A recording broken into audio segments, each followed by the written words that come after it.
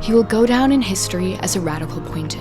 From his election in March 2013, Pope Francis championed the poor and the vulnerable. Francesco è l'uomo della pace. E così è venuto il nome nel mio cuore. Francesco d'Assisi, l'uomo della povertà, l'uomo della pace, come vorrei una chiesa povera e per i poveri.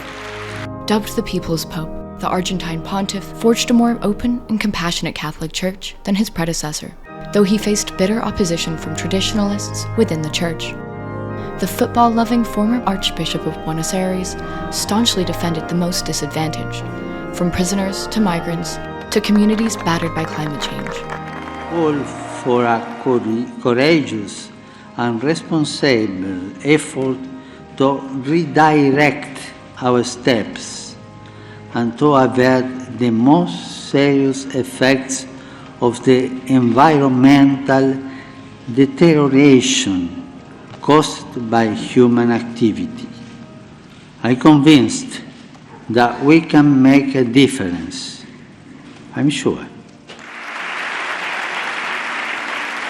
Francis, whose real name was Jorge Mario Bergoglio, was the first ever pope from the Americas and the first non-European in more than 1,200 years. He was also the first Jesuit to lead the world's almost 1.4 billion Catholics.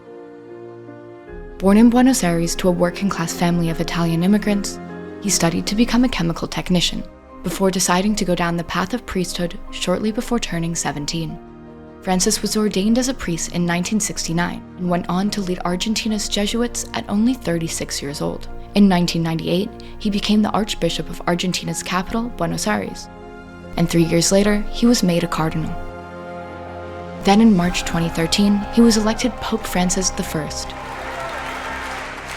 taking over from Benedict XVI, who had stepped down, the first pontiff to do so since the Middle Ages. Francis vowed to remove the Vatican-centric hierarchy of the Catholic Church.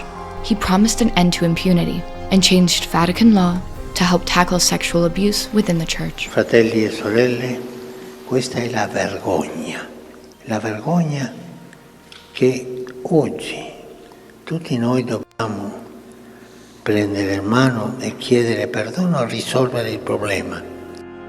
Francis allowed divorced and remarried believers to receive communion and approved the baptism of transgender people and blessings for same-sex couples. Condannare una persona così è peccato.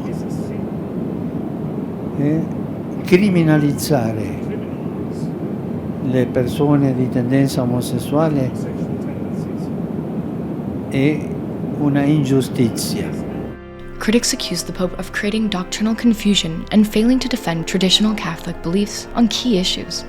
Tensions with the conservative Catholics marked the Synod Congress that met at the Vatican at the end of 2023, part of a years-long global consultation on the future of the Church, that Francis now leaves unfinished.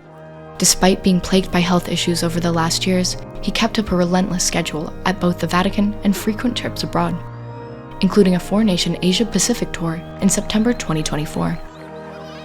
Liliu ami jovem, orgulho e a minha bela colher olha fua, e daí sentimento na beca a minha bela colher sai.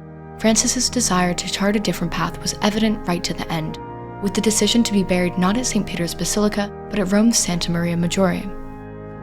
He will become the first pope in more than 100 years to be laid to rest outside the Vatican, also rejecting the tradition of popes having 3 nested coffins, instead choosing to be buried in just one.